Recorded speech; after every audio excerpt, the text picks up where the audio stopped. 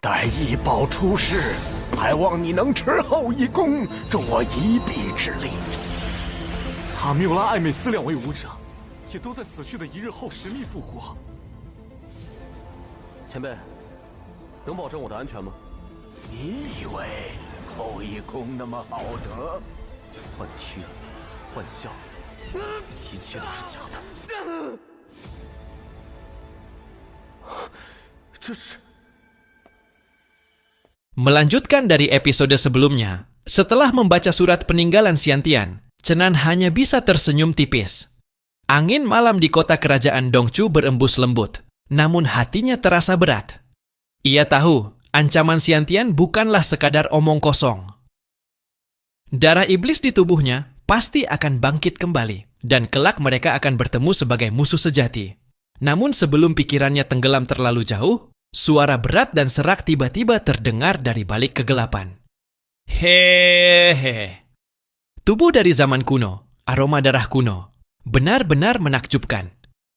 Chenan langsung waspada. Dari balik bayangan, muncul sosok tua berjubah hitam. Kulitnya kering seperti tulang, namun matanya berkilat tajam berwarna ungu gelap. Si monster tua yang pernah terobsesi dengan tubuh Chenan. Kau lagi... Gumam Chenan sambil menarik pedangnya perlahan. Kau belum kapok rupanya. Monster tua itu tertawa serak. Kapok? Tidak mungkin. Justru aku semakin yakin. Tubuhmu adalah kunci untuk membuka gerbang keabadian. Bayangkan, jika kekuatan kuno itu bisa kugabung dengan darah naga dan roh bulan.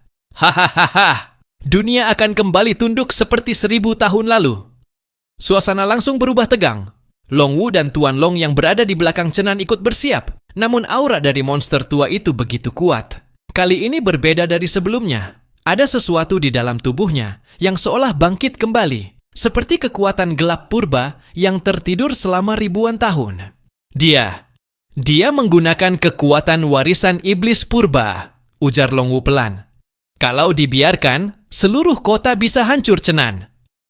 Chenan menghela napas. Kalau begitu, sepertinya aku tidak punya pilihan lain. Cahaya keemasan perlahan muncul di tubuhnya, melingkar dari jantung hingga menyelimuti seluruh tubuh. Tanda kekuatan dewa kuno mulai bangkit. Pedang kunonya bergetar, mengeluarkan suara seperti tangisan logam purba. Monster tua, katanya pelan namun penuh wibawa. Kali ini, aku akan memastikan kau tidak bangkit lagi. Pertarungan pun dimulai. Ledakan energi spiritual meledak di langit Dongchu. Bangunan penginapan berguncang, kaca-kaca pecah, dan orang-orang mulai berlarian keluar. Setiap tebasan pedang Chenan meninggalkan jejak cahaya ilahi, sedangkan setiap serangan monster tua memancarkan kabut ungu pekat yang mengikis ruang di sekitarnya. Tuan Long bahkan harus berubah ke bentuk naga penuh, hanya untuk melindungi Long Wu dari gelombang kekuatan yang meledak tanpa arah. Namun, sesuatu yang aneh terjadi.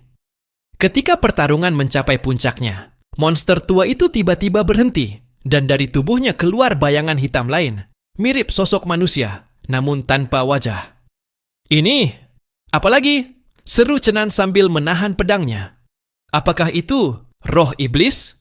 Monster tua itu tertawa lirih. Hahaha, kau pintar bocah. Ini adalah pecahan roh dari Raja Dewa Kematian, salah satu dewa yang jatuh bersama di Perang Langit. Tubuhmu hanyalah wadah sementara untuk kebangkitannya. Bayangan itu melesat cepat, menembus dada monster tua, lalu mengarah ke tubuh Chenan. Dalam sekejap, aura Chenan terguncang hebat. Mata emasnya berubah setengah hitam, separuh tubuhnya diselimuti energi gelap yang berputar cepat. Chenan, teriak Long Wu. Bertahanlah, jangan biarkan roh itu mengambil alih tubuhmu. Tuan Long segera mengeluarkan napas api suci, mencoba membakar bayangan itu, namun energi hitam itu justru semakin kuat. Tubuh Chenan bergetar hebat. Dua kekuatan kuno di dalam dirinya mulai bertabrakan.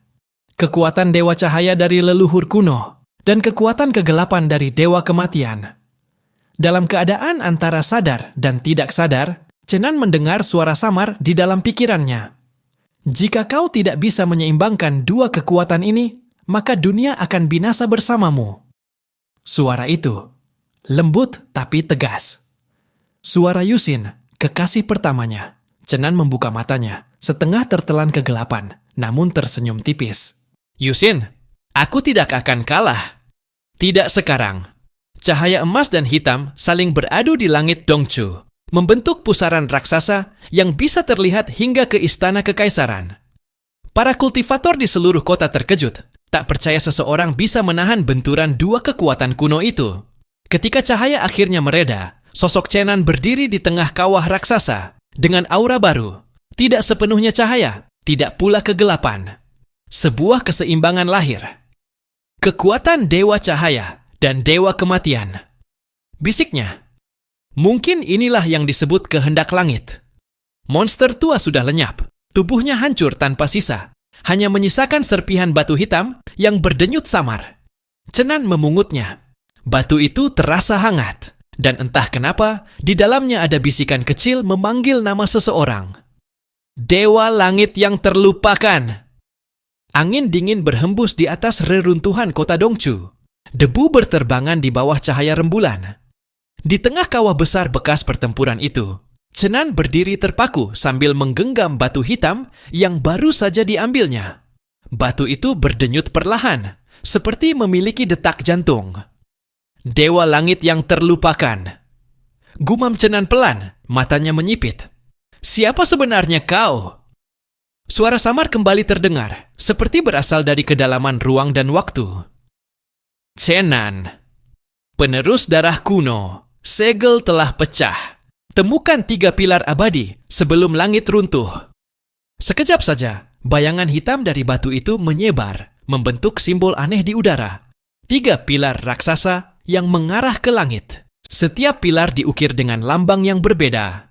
Cahaya, kegelapan, dan kehampaan. Tuan Long yang sejak tadi berputar di udara menelan ludah keras-keras. Oi, oi, oi. Apa-apaan itu? Jangan bilang, itu segel dunia dewa yang dikatakan sudah musnah ribuan tahun lalu. Cenan mengangguk perlahan. Sepertinya begitu. Tapi yang lebih aneh, suara di dalam batu ini mengenali namaku. Longwu mendekat, wajahnya serius. Kalau batu itu memang milik Dewa Kematian, berarti bisikan itu bukan kebetulan. Mungkin ada sesuatu yang terikat pada garis keturunanmu, Cenan. Cenan terdiam. Sejak awal, kekuatan dalam tubuhnya selalu bertentangan. Kekuatan Dewa Cahaya dari leluhur kuno, dan sekarang kekuatan kematian yang nyaris menelannya hidup-hidup. Namun kata 3 pilar abadi itu terus terngiang di kepalanya. Kalau memang langit bisa runtuh, katanya pelan, maka aku harus mencari tahu apa yang sebenarnya tersembunyi di balik dunia para dewa. Tuan Long menatapnya dengan ekspresi campur aduk. Kau ini benar-benar tidak bisa diam, ya? Baru selesai pertarungan besar, sudah mau cari masalah baru. Aku bahkan belum sempat makan. Longwu tersenyum kecil mendengarnya. Tapi ia tahu, perjalanan Cenan belum selesai, justru baru saja dimulai. Malam itu mereka bertiga beristirahat di reruntuhan kuil tua di pinggiran kota. Api unggun kecil menyala di antara mereka, sementara Tuan Long berubah ke bentuk mini dan berbaring di atas kantong makanan. Hei Cenan, ucap Longwu lembut. Kalau benar Dewa Langit yang terlupakan itu ada, kenapa dia memilih memanggilmu? Cenan memandangi api yang menari pelan. Entahlah, tapi aku punya firasat kalau semua ini berhubungan dengan masa lalu para dewa yang jatuh. Mungkin dengan Yusin juga. Longwu terdiam mendengar nama itu. Tatapannya melembut. Kau masih tidak bisa melupakannya ya? Cenan tersenyum tipis. Bagaimana bisa melupakan seseorang yang pernah mengorbankan segalanya demi dunia ini? Tapi aku tahu, bagian dirinya masih hidup di dalam mereka yang ada di sekitarku. Longwu menunduk. Wajahnya memerah samar, tapi segera berdeham pelan. Baiklah, kalau begitu, apa rencanamu selanjutnya? Cenan berdiri, menatap ke arah utara, di mana langit tampak bersinar lembut dengan warna ungu keperakan. Kita pergi ke lembah bayangan jiwa. Di sanalah pilar pertama berada. Pilar kehampaan. Dan aku rasa, seseorang sudah menungguku di sana. Keesokan harinya langit Dongchu diselimuti kabut tipis. Mereka bertiga melanjutkan perjalanan menuju utara, melewati pegunungan Tian Shui. Namun baru beberapa jam berjalan, Chenan tiba-tiba berhenti. Ia merasakan sesuatu. Kehadiran yang tidak asing. Dari balik kabut muncul sosok wanita berambut panjang putih keperakan, dengan tatapan dingin tapi penuh luka. Mengkeer. Chenan. Suaranya lirih, tapi aura ilahinya masih terasa kuat. Kau masih hidup. Harusnya aku yang bertanya itu, jawab Chenan sambil menatap tubuhnya yang tampak lemah. Lukamu belum sembuh. Kenapa keluar dari persembunyian? Mengkeer tersenyum samar. Karena aku juga mendengar bisikan yang sama dari langit malam tentang 3 pilar abadi. Mata Chenan membulat. Kau juga? Mengkeer mengangguk. Dan yang lebih parah, seseorang sedang mengumpulkan kekuatan para dewa yang jatuh untuk membangkitkan kembali dewa langit yang terlupakan. Tuan Long langsung terlonjak. Jadi maksudmu, bukan hanya Chenan yang dicari roh itu? Benar, jawab Mengkeer datar. Mereka mencari semua yang memiliki pecahan jiwa kuno, termasuk aku, dan mungkin juga Cuye. Suasana langsung tegang. Nama itu, Cuye, membawa kenangan lama di antara mereka semua. Chenan mengepalkan tangan. Kalau begitu, kita tidak punya banyak waktu. Kita harus sampai di lembah bayangan jiwa sebelum mereka memulai ritual pemanggilan itu. Mengkeer menatapnya lama, lalu berkata pelan, Kau masih seperti dulu, terlalu keras kepala. Dan kau masih terlalu anggun untuk dikatakan iblis, balas Chenan sambil tersenyum tipis. Untuk pertama kalinya setelah sekian lama, keduanya berjalan berdampingan. Bukan sebagai musuh, tapi sebagai sekutu sementara. Di balik kabut pegunungan, perjalanan baru menuju 3 pilar abadi pun dimulai. Kabut semakin tebal ketika rombongan kecil itu memasuki wilayah lembah bayangan jiwa. Udara di sana begitu pekat, seolah setiap tarikan napas mengandung serpihan kesedihan dan dendam. Tidak ada burung, tidak ada angin, hanya gema samar dari langkah kaki mereka yang terpantul di antara tebing-tebing batu berwarna hitam legam. Tempat ini, ujar Mengkeer pelan, matanya berkilat ungu pucat. Energi yang mengalir di sini, bukan dari dunia fana. Chenan mengangguk. Aku bisa merasakannya juga. Ada sesuatu yang bersembunyi di balik kabut ini, seperti jiwa-jiwa yang belum bisa pergi. Chenan segera menarik pedangnya, cahaya keemasan muncul di sekitarnya. Kalau begitu, biar aku bebaskan mereka dari penderitaan ini. Pertarungan pun pecah. Ratusan jiwa hitam menyerbu dari segala arah. Namun Chenan bergerak cepat. Setiap tebasannya memancarkan cahaya yang menghapus kabut kegelapan. Mengkeer berdiri di belakangnya, mengangkat tangan, dan membentuk lingkaran cahaya bulan. Menahan arus energi gelap agar tidak menelan mereka. Longwu membantu dari atas, sementara Tuan Long berubah ke bentuk naga sejati, menyemburkan api spiritual untuk membakar roh-roh yang mendekat. Namun semakin lama, semakin banyak bayangan muncul. Tidak ada habisnya, teriak Longwu. Mereka tidak bisa mati begitu saja. Chenan menatap ke depan. Di ujung lembah, ia melihat sebuah pilar batu raksasa menjulang tinggi. Warna hitam pekat dengan ukiran kuno berputar seperti ular hidup. Dari pilar itu, pancaran energi kehampaan menyelimuti seluruh lembah. Itu dia, pilar kehampaan.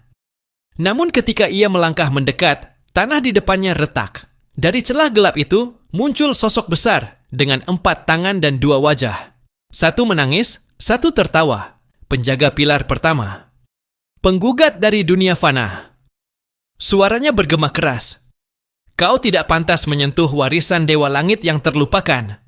Chenan berdiri tegap, mata emasnya bersinar. Aku tidak datang untuk merebut warisan siapapun. Aku hanya ingin mencegah kehancuran dunia ini. Omong kosong, teriak penjaga itu, mengangkat 2 tombak hitamnya. Yang menyebut nama langit terlupakan telah ditakdirkan menjadi bagian dari kehampaan itu sendiri. Benturan besar pun terjadi. 2 tombak iblisnya menabrak pedang Chenan, menciptakan ledakan spiritual yang memecah bebatuan di sekitarnya. Mengkeer mencoba membantu, tapi penjaga itu terlalu cepat. Dalam sekejap, salah satu tangan raksasanya menghantam Mengkeer hingga terpental jauh ke dinding lembah. "Mengkeer!" teriak Chenan. Namun penjaga itu tak memberinya kesempatan. Pukulan berikutnya hampir menghantam Chenan, namun cahaya putih dari langit tiba-tiba turun. Lingkaran simbol suci muncul di bawah kakinya. Cahaya itu menahan serangan sang penjaga, dan dari dalam simbol muncul bayangan wanita berambut perak panjang, mengenakan jubah putih. "Chenan, kau akhirnya tiba." Chenan tertegun. Suara itu, bayangan itu tersenyum lembut. "Aku adalah bagian dari jiwa yang telah lama menunggumu di sini, bagian dari Yusin." Semua terdiam. Mengkeer yang perlahan bangkit hanya bisa menatap, matanya bergetar. Cahaya suci melingkari pilar, sementara penjaga 4 tangan berteriak marah. "Jiwa cahaya, kau tidak seharusnya muncul di tempat ini." Namun sosok Yusin hanya mengangkat tangannya pelan. "Kau telah cukup lama menunggu di kehampaan ini. Biarkan aku mengakhiri penderitaanmu." Cahaya meledak dari tubuhnya, menelan seluruh lembah. Jeritan penjaga lenyap dalam kilatan putih suci. Saat cahaya mereda, hanya tersisa ketenangan dan pilar kehampaan yang kini bersinar lembut. Chenan berlutut di depan pilar itu, menggenggam batu hitam yang ia bawa sejak awal. Batu itu bereaksi, menyatu dengan permukaan pilar, menimbulkan gema aneh di udara. "Satu pilar telah bangkit," kata Yusin perlahan. Namun 2 lainnya berada di tempat di mana bahkan dewa pun enggan menatap. Chenan menatapnya, menahan emosi yang membuncah. "Yusin, apakah itu benar-benar dirimu?" Yusin tersenyum lembut, lalu mulai memudar. "Aku hanya sisa jiwa yang tertinggal. Tapi selama kau masih hidup, bagian dari diriku akan selalu menyertaimu." Temukan 2 pilar lainnya. "Chenan, sebelum langit benar-benar terlupakan." Suaranya hilang di telan angin. Chenan berdiri perlahan, matanya kini memancarkan cahaya baru, campuran antara kedukaan dan tekad. "Yusin, aku bersumpah, aku akan menyelesaikan semuanya." Mengkeer menatapnya lama, lalu berbisik pelan. "Sekarang aku mengerti kenapa para dewi dulu mencintaimu. Karena hatimu tak pernah goyah, meski dunia hancur sekalipun." Chenan hanya menatap ke langit, di mana awan hitam mulai berputar pelan, membentuk simbol misterius, pertanda bahwa pilar kedua telah mulai bereaksi. Setelah cahaya dari pilar kehampaan mereda, langit di atas lembah bayangan jiwa mulai retak seperti cermin pecah. Dari celahnya, sinar putih keperakan menembus turun, memandikan tubuh Chenan yang masih berdiri di depan batu pilar, yang kini telah menjadi tenang. Mengkeer menatap sinar itu dengan dahi berkerut. "Itu bukan cahaya biasa. Aku bisa merasakan sesuatu yang aneh di dalamnya." Longwu memejamkan mata, mencoba merasakan fluktuasi energi di udara. Benar, itu bukan energi suci,